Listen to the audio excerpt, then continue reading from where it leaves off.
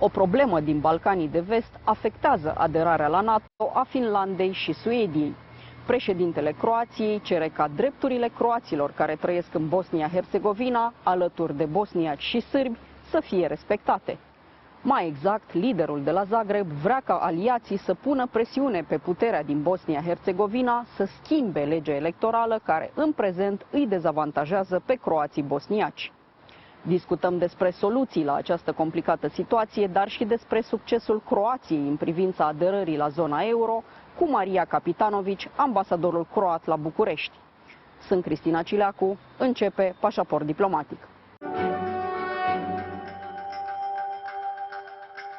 Marija Kapitanovic, Ambassador of Croatia in Romania, welcome to Diplomatic Passport. Thank you for having me here. Ambassador, Europe is mostly united when it comes to sanctions against Russia, and it's mostly united when it comes to Finland and Sweden becoming NATO members. This situation regarding the new membership of NATO created also an issue, a dispute between your president and your government. Why is this situation happening? The new circumstances and the new situation in Europe, of course, it's posing in front of the EU partners, but also in front of the NATO partners. NATO is a bit broader, towards the new challenges. As regards the application of Sweden and Finland, we are positive. We do understand their state interests and security concerns.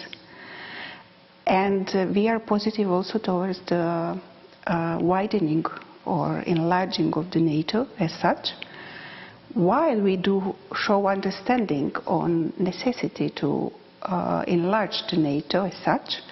On the other hand, we would like also to see understanding on behalf of our NATO allies when it comes to our national interest and our security interest. And I think that's what's at the core of the discussion regarding the Sweden and Finland application. Namely, to be more concrete and precise, it is about the position and about the rights of the Croats in Bosnia and Herzegovina. For us, this is a matter also of our national interest. Why? And security interest. Because the stability, the political stability of the neighboring country affects very much our stability and our security. And that was actually the point.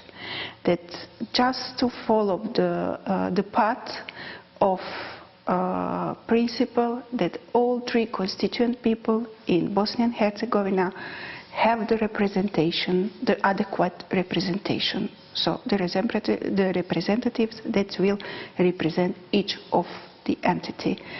And having the stable neighborhood, I think that the NATO allies in this very difficult time with the Russian aggression on Ukraine should completely understand, because the stability of the neighborhood affects a lot the stability of the countries as such. Well, the situation in Western Balkans, not only in Bosnia-Herzegovina, is always with ups and downs. There are a lot of historical issues still not solved in this region. But in the same time, now these countries want to be in European Union, but European Union is focused, let's say, more into the integration of Ukraine when it comes to welcoming new members. Are these two situations, or should it be seen like a single package, the situation with Western Balkans and Ukraine becoming new members? For us, certainly Western Balkans is absolutely in the focus and a matter of priority. Of course, we are a country that has gone through the war in the 90s, and we really do know and sympathize with Ukraine. We know what does it mean being in a situation that part of your territories are not under your control, and that your territorial integrity has been endangered. But on the Western Balkan, it should be taken into account that the Western Balkans started the process much before. And all of them already have in place so-called stabilization and association agreement. Under this stabilization and association agreement, they need to fulfill certain criteria.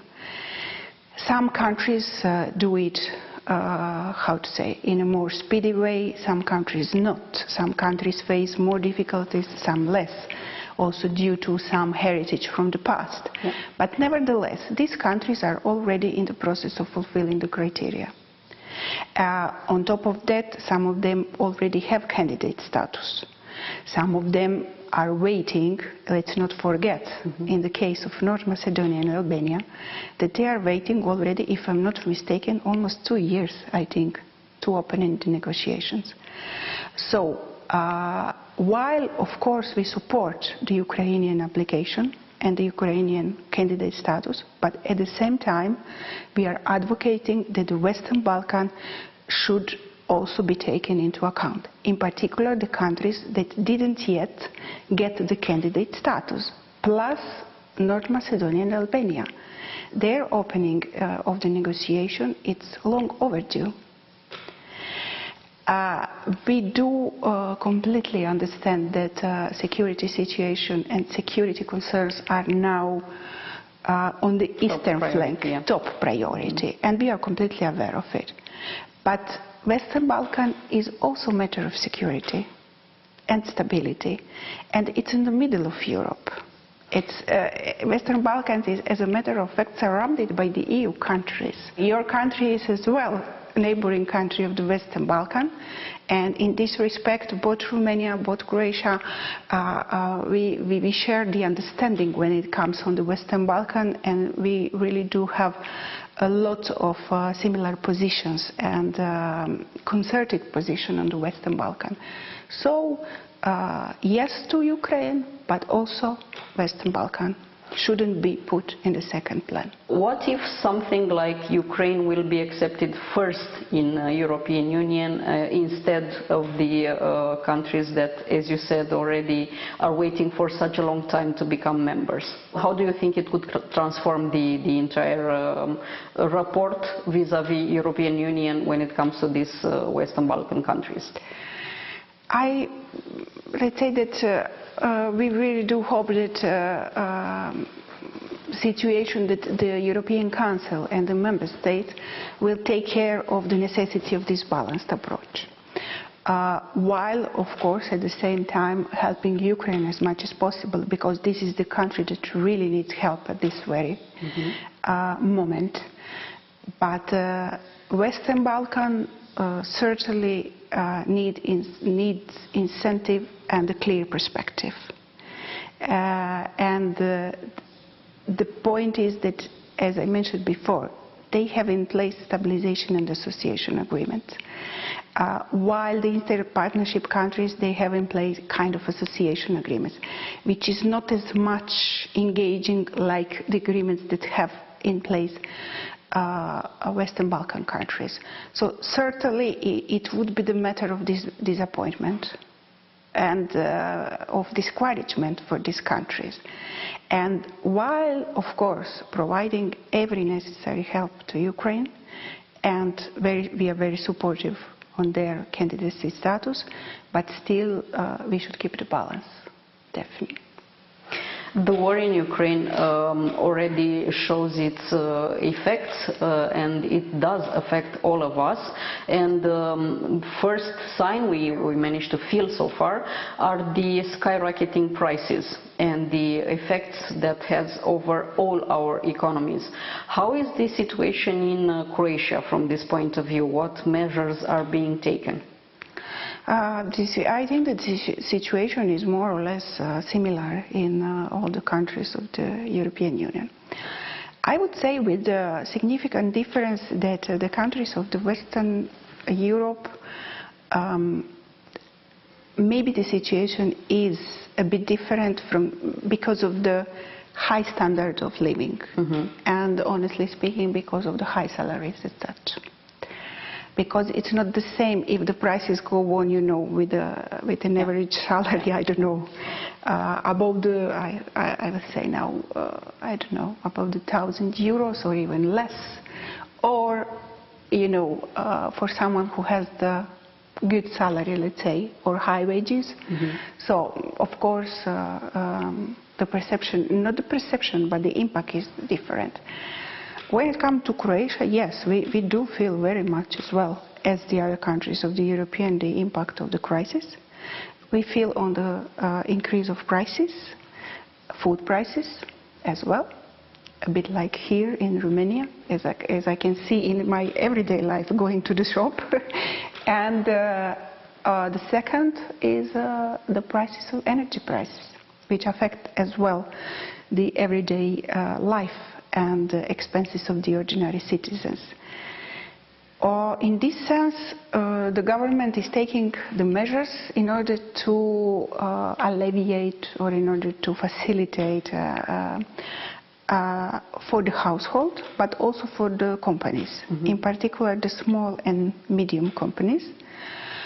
For the household, the help comes in a form of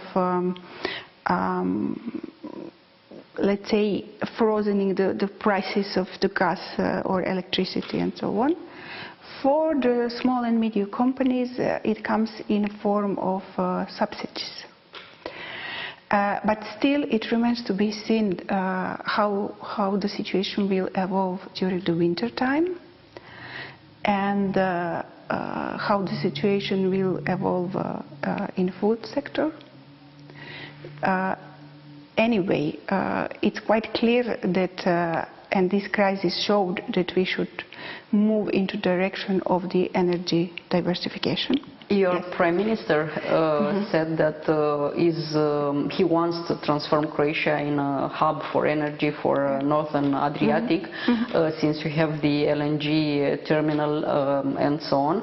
Your country is also not among the very affected from the sanctions upon Russia when it comes to energy. But as you said, the winter period will be the one we are going to see what is happening. So what are the expectations for winter time in Croatia? We do hope that we will manage, as you said correctly, and as our Prime Minister pointed out, our situation is, let's put it, it's not so difficult, because we already have in place a kind of diversified sources of supply. LNG terminal on the island of Krk, which is in the northern Adriatic, it definitely can cover parts of the needs, but also, as our Prime Minister pointed out, it also can become the hub for the Central Europe, for transport, for delivering. On the other side, we do have nuclear plant on the border with Slovenia. And this is a shared ownership, so that's also another source. All these processes cannot be done quickly. So still the winter time is going to be challenging in terms of energy, and especially in terms of energy supply, but also in terms of prices. But still, even with these, let's say, bleak predictions when it comes to winter, because it will apply all over Europe, this position of your country when it comes to sanctions against Russia will change or will stay firm? As the thing stands right now, our position is firm. Of course, what should be taken into account, but not only in Croatia, but in Europe as such, that this increase of prices will affect the ordinary citizens and will affect those citizens that live from the average salary and less, and will affect those who live only from the salary. So the salary is only source of income. So it should be taken into account that and it's going to be a challenge for all the governments, how to keep, the social cohesion. Because if the prices go up, immediately the standard, the living standard will go down. It will go down, exactly. So one of the main challenges might be the social cohesion. Yes. Your country is prepared to take a step forward to the Eurozone because starting next January you can enter this select club of Europe, let's say it like this. I have to remind our viewers that Croatia entered European Union some years later after Romania, but still you managed before us to fulfill all the 4 criteria of convergence. Was it hard? Yes, it was. It was. I mean, it's never this fulfilling of the criteria. It's something that sometimes you have a feeling that it never stops. You know, and I think that your country knows as well what does it mean. Except you don't fulfill any of the criteria. Yeah, but it also has to be said that when it comes to accession criteria, but also to criteria that needs to be fulfilled to join certain organizations and so on. This is a process that has been established from the 90s on. Mm-hmm. From the matter of the truth, it has been said that the countries that entered the European Union before the 90s were not subject to such strict criteria. We should be also, it should be also regarding on that side. And that the countries that entered the European Union before the 90s, they already have had kind of, I don't know, at least 45 years of well-being ahead, you know. Stronger economies. Exactly, stronger economies, industrial boom, democratic societies. So it's fine to be critical, but on the other hand, some historical circumstances should be taken also into account. That the countries that started this journey after the 90s, you know, it was a kind of multi-parallel process, switching to democratic society, switch to market economy, start the transitional changes. It's not easy. It's too much to do, but still your country did it. But still, coming back on the Eurozone, we started with the preparation some years ago. Now we are waiting the decision of the ministers, of the finance minister in July, and then the procedure should be completed. Of course, always one of the main challenges is how to reduce the public debt, inflation. One of the criteria was fight against money laundering. Mm-hmm. So it's always a kind of challenge to cope with this thing. On the other hand, we are a touristic country, and our economy, our GDP relies on the tourism. I think that the share of the tourism in GDP is somewhere around 20%. Mm-hmm. It's quite high, exactly. So in our case, this will help us a lot for the tourism sector. And I do think that this will favor it also exporters, the trade part of our economy. With the summertime, we should start with dual use of the currencies. Mm-hmm. And then with the beginning of the next year, we should switch completely on the euro. Yes. Well, since you mentioned tourism, of course, everyone now is traveling everywhere because people were restricted by all sorts of pandemic situations. Yes. And Romanians are discovering more and more Croatia. What is there for them besides the Adriatic Sea? What I would suggest to the Romanian visitors, you have peninsula in the North Adriatic Istria, and you have lots of small villages and small towns, medieval towns in inland part.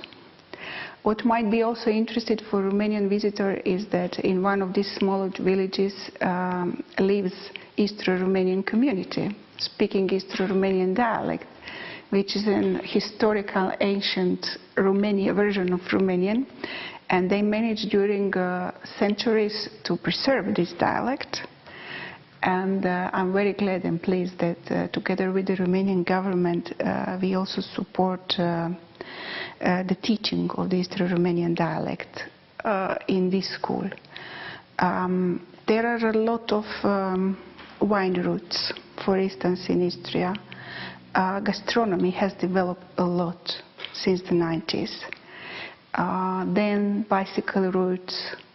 So apart from the sea, from the sun, there you can have a lot of other activities. And is it easy to travel now? It's easier? Do we have the flights? I'm glad that this year, from this summer, has been reintroduced the direct flight from Bucharest to Croatia, to Split, to Dalmatia, twice a week.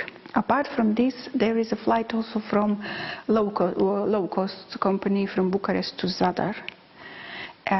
So we are looking forward, and let's hope that these direct flights to Croatia will work and that there will be a lot of passengers so that we can continue and expand the direct connections.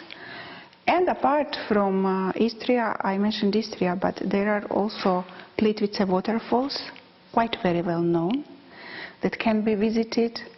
And then there is a lot of towns in the inland part which can be visited also, because it's the inland part. It's mostly, let's say, Central Europe, kind of Central Europe. Like it reminds me a little bit when you go to Transylvania and these kinds of things. The coast, it's Mediterranean. So a lot of options. A lot of options, exactly. Okay, yes. Ambassador, thank you so much for this interview. Thank you.